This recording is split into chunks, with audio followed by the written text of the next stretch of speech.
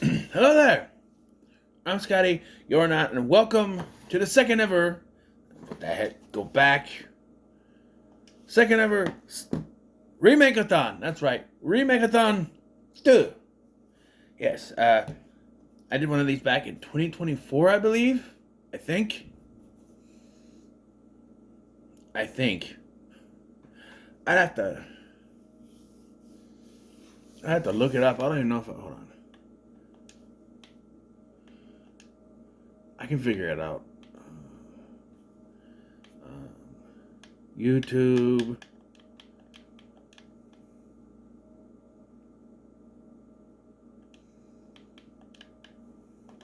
Studio. YouTube Studio. Studio.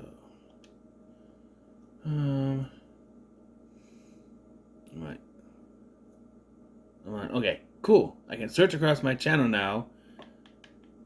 Remake. We'll search for remake, and we'll see remake. Show all. Top 10 or remakes worse than better than Remake-A-Thon. There we go. April of 2024. I did Remake-A-Thon, right? I did everything from Planet of the Apes. So the first Remake-A-Thon, I'll just kind of go through it again. Planet of the Apes, the Tim Burton one. Guess Who?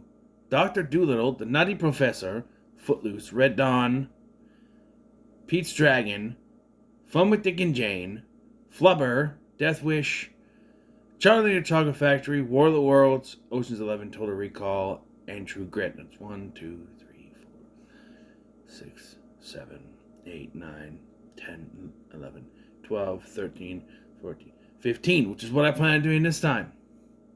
So I did those in April of 2024, with the plan being that I would do them every year like I do the sequel-a-thon. Last year, it escaped me. I didn't have time to do it. There was other stuff going on, my mom and all that. We're still going on now, but I did the sequel-a-thon 5, so I want to do another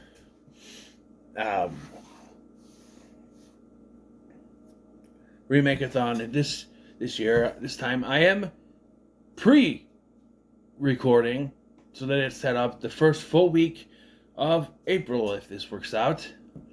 I'm going to try to do what I can. You're going to have 2 a day, except for on that Sunday, you're going to have 3. So I can equal out the 15. And we're starting with, we are starting with The Crow from 2024. Movie that I knew was not going to do very good. A movie I knew that was not going to be a very good movie. And a movie that I saw the trailer and went, wow, that looks good, but I already had reservations. Right? I mean, they had been trying to reboot this for years, right? And nobody really wanted to touch it because the whole Brandon Lee thing of the original, and they had several. What was the whole thing? Would you go? Stephen Norrington was supposed to write and direct it at one point, back in 2008. That didn't work. Then other filmmakers like Juan Carlos Fresnadillo and Javier Gutierrez and Corin Hardy were all on here, with actors the likes of Bradley Cooper, Luke Evans, Jack Houston, and Jason Momoa. Funny, Jack Houston didn't make it, but his uncle plays the villain in this, so yeah. Eventually, Bill Skarsgård was announced to play Eric Draven. And the one question everybody asked before, during, and after this movie was, why did they have to be Eric and Shelley? Because that's the big question. They could have been anyone. And the only answer I can come up with is because to sell the movie. Oh, this is Eric Draven. This is Shelley Webster. These are characters from the original film. It's retelling that story. Come see it, won't you? Give us money. That's it. That's it. And then that first screenshot of Bill Skarsgård was shown, and everyone went, no, with his Post Malone looking ass, no way, no. And people were having Jared Leto's Joker flashbacks. Yeah. No, No. But then some people say, well, wait to see it in action. Now I haven't seen it. It's okay. He's fine, but it's when you think Eric Draven, you think long hair. But you gotta remember, back when the first one came out was in that era of the grunge rock and all that. It's a very different point in time, which even the Crow itself was from a different point in time. The early 90s to the 2000s, that was its era. I don't think it really fits now. They tried to make it fit. So the first time I watched this, I believe I did a short review, right? I can look at my content here. I can search. Where are you? Search across your channel. Crow.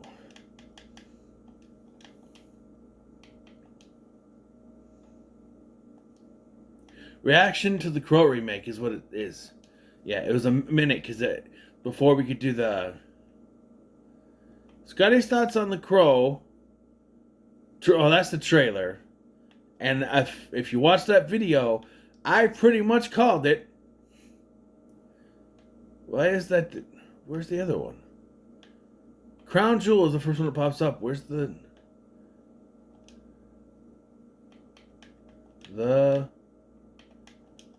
Crow?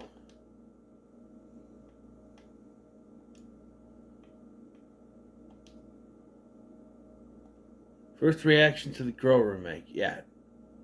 This one. I don't want to watch it. It's a short. Yeah. That's my first reaction. I didn't care for it. I didn't. I had problems. I still have problems. There are issues. There are definitely issues. But watching it this time, being able to actually pay attention, because that was my problem. It's like the Nun 2. I watched it to do a review, or I just wanted to kind of, in this case, I wanted to watch it and see what it was like. It's one of those things I could not care to pay any attention to it. I did pay attention to some of it, but it just like, it got to a certain point where it goes for so long. It also helps that I was at work today and I watched it in the van and at break and stuff like that. But no.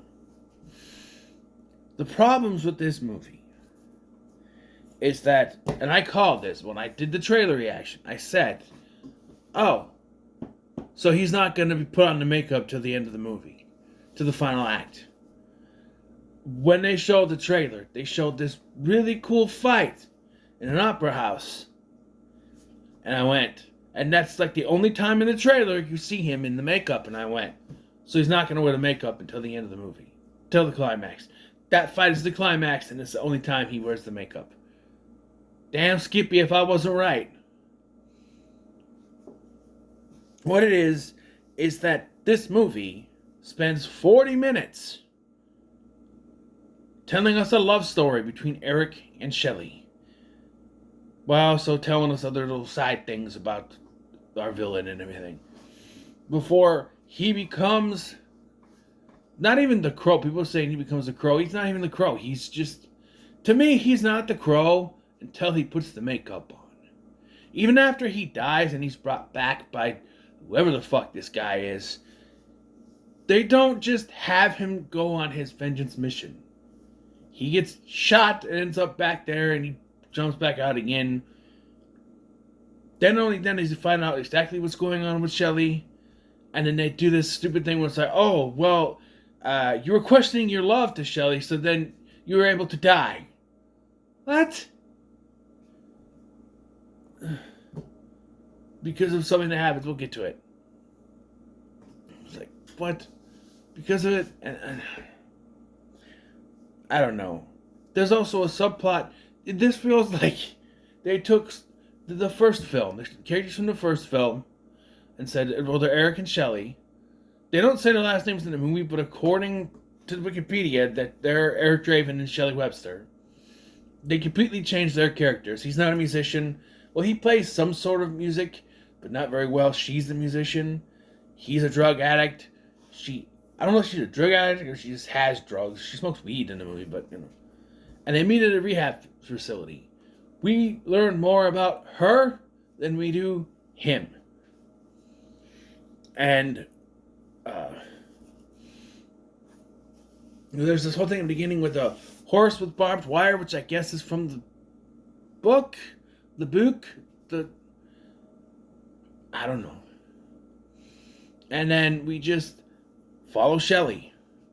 And there's this whole thing with a video on her phone that was sent to her by her friend Dom, who I guess we never meet because there's a guy later that comes to confront her, and I thought that was Dom. But we find out later his name is Chance. So what the fuck happened to Dom? That's what I want to know. It was sent to her friend Zadie, who sent it to her. And it's something. Somebody killed somebody. They don't show it to us completely. You just see like a shaky video, and then she goes, oh. And you're like, well, what the fuck? You don't realize till later in the film that there's a reason why we don't see what happened. When they haven't revealed the villain's superpower, which is similar to Wicked Prayer. This came out, and people were saying, oh, it's worse than Wicked Prayer. It's definitely the worst one. It's shit on toast.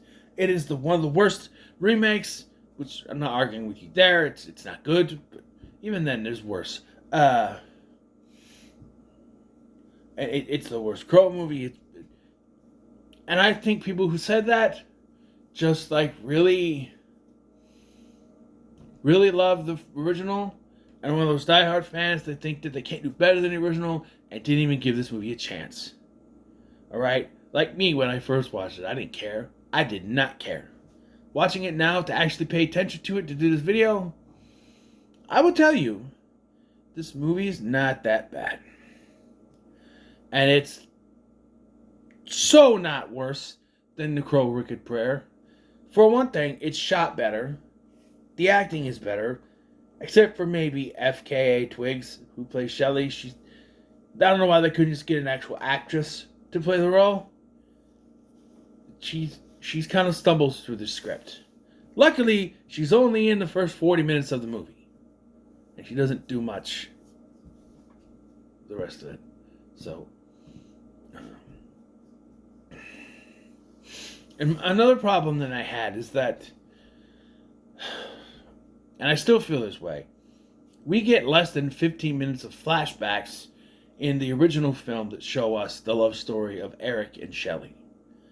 Kind of had to be that way because, you know, Brandon Lee dies, so they couldn't shoot a bunch of the backstory stuff. So, but that worked. You knew how they fell in love.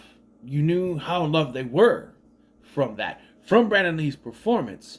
And you kind of get that here, but you spend 40 minutes building up this love story, and what is it? They meet at a rehab clinic. She tells him, people are after me, we gotta go, and they break out. Then they run around, have this little toward love affair thing. And then, boom. They end up dead. 40 minutes of runtime later. And again, like the original, in the original, their deaths also warranted, because the whole thing is, and they say it here too, when you die, they say a crow carries your spirit off to the land of the dead. But sometimes the death is so, hold on.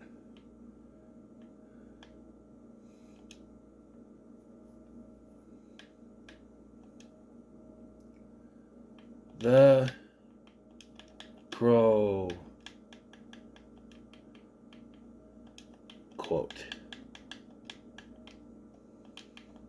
See why I keep this up? Quote. You can't read it all the time. That's not the quote. That's not the quote. All.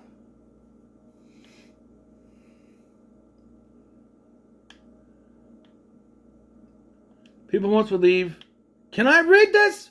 People won't believe that when someone dies, a crow carries their soul to the land of the dead. Sometimes, something so bad happens that a terrible sadness is carried with it, and the soul can't rest. And sometimes, just sometimes, the crow can bring back that soul, put the wrong things right.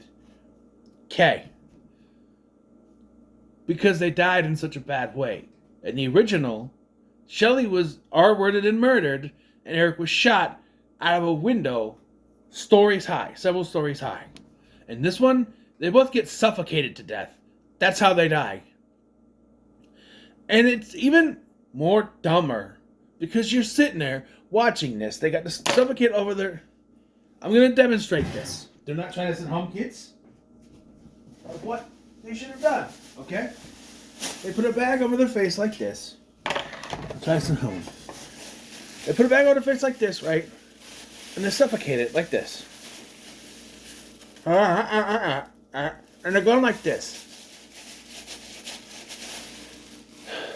They're going like this. So to try to stop it from breathing. But what they should have done is this.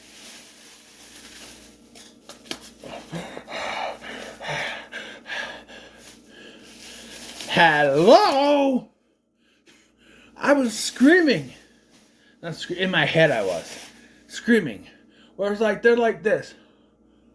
And clearly, Shelly's going like this. And I'm like, clearly you could just go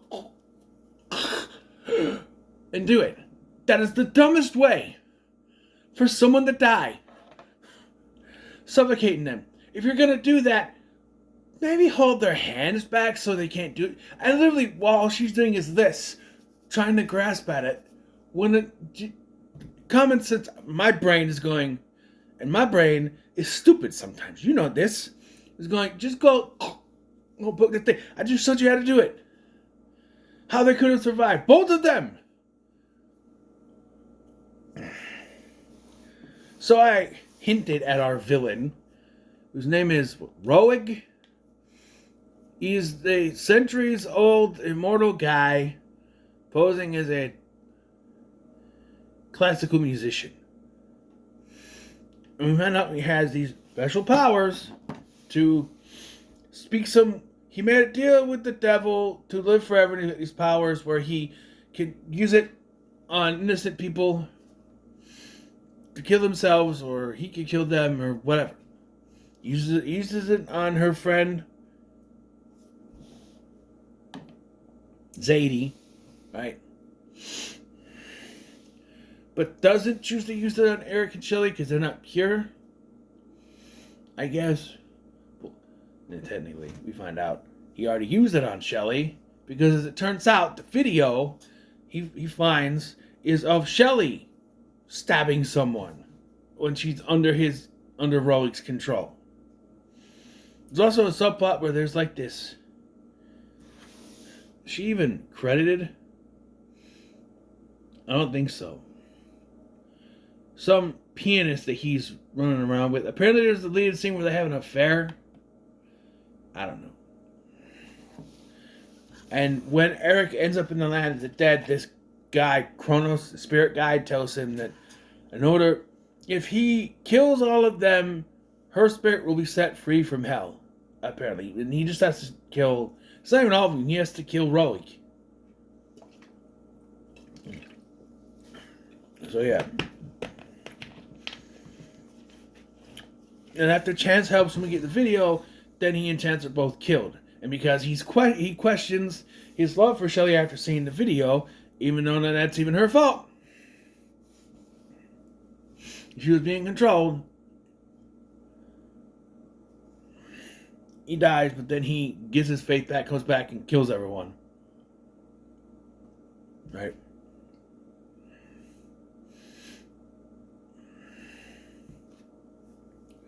And then we get the scene. He finishes up his tattoo, which we've seen working on earlier. He's Shelly working on. And then he uses the ink to put on the makeup, which doesn't happen till like the tail end of the movie. Like I said, the third act, which I correctly guessed from the trailer. Even the other trailers that show on TV, it was painfully obvious that he was only going to be... The more and more I saw, the more and more I went, he's just going to have that at the end, right? Yeah. Even Shelly's mom gets killed too, because turns out she sold her daughter's soul to Roig for wealth and power. And then Roig makes her jump out of the roof. Excuse me. Out of the roof or out the window or something like that.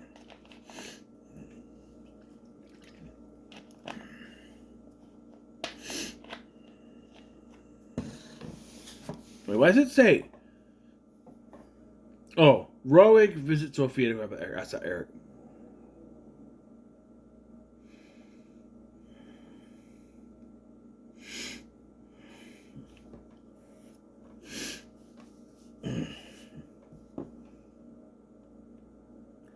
He's only able to come back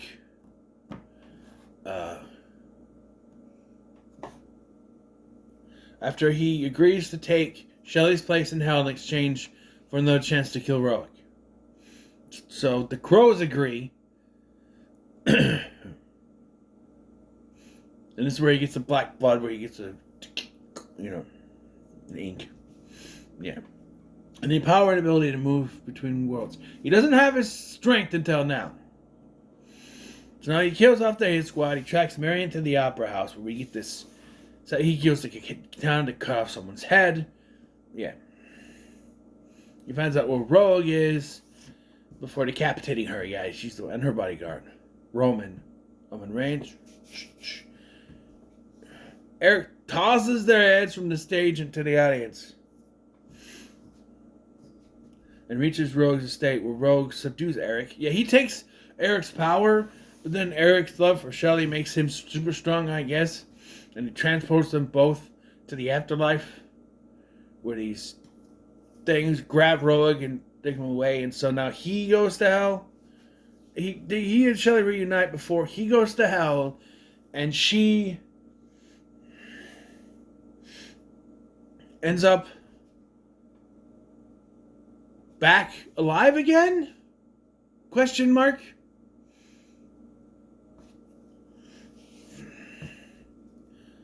That's not really spelled out. Also, apparently, according to Bill Skarsgård, this ending was changed. They had a different ending, and they changed it so they could set up for a sequel. What is the sequel? The only thing I can think of, and no one's gonna want this, she becomes the Crow. No female Crow, please. And I think that's only because I think at one point it was pitched that Shelley would be the Crow and Eric would be the one that died. And they said, no, you can't do that. You can't do that. Or they wanted a female Crow to begin with. Or something. And they said, no, you can't do that. You can't change the characters. Not to begin with, but at some point, someone said something about a female Crow, and they went, no, you can't do that. And well, this, why they thought this was going to do good enough to warrant a sequel, I don't know. What's the budget here? Budget was $50 million, and the box office total gross was $24.1 million. I don't think we'll be getting a sequel. No. But I will say it is not as bad as people say it is. They say it's worse than Wicked Prayer. Hell to the no. I would say,